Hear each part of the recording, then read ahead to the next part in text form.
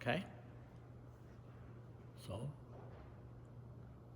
this article, St. Patrick, was authored by June Payne, born in Ontario to a long line of dairy farmers promoting life in rural farming communities, small rural congregations, and a sense of peace.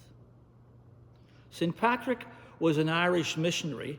Through his efforts, Christianity and organized religion reached widespread acceptance in Ireland.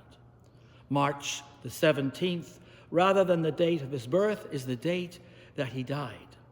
Some estimate the saint was born in the year 385 or 389. Others narrow it down to the 4th century. His birthplace was called Bannaven Toburni, which is believed to have been in South Wales. He was born to a people and a country of Roman customs, Roman names, and Roman Christianity in Roman Britain. Patrick came from a wealthy background. His father was a church deacon and a municipal official. He was responsible for collecting taxes and enforcing the laws throughout the region.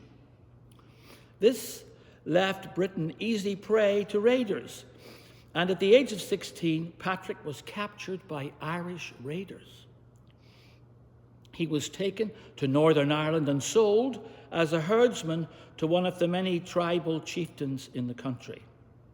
Ireland at this time was an agrarian society and a land of scattered farmsteads. People lived in huts, in clans, and in tribes. They hunted, fished, grew crops, raised cattle, and made war on one another. Each tribe had a chieftain or king, and each province a high king. There was no written language and no money. Wealth had been counted in cattle and slaves. After 6 years, Patrick managed to escape from Ireland. He traveled to the coast and talked his way on board a ship going to the continent. The church in Rome was lively and energetic, and Patrick entered the church to train for the priesthood, and he returned to Ireland in 432 to spread Christianity. There were Christians in Ireland before Patrick, however, the groups were few and scattered. Patrick directed his appeal to the chieftains first. Once a chieftain was baptized, Patrick asked for permission to build a church. The people then easily followed the example of their chieftains.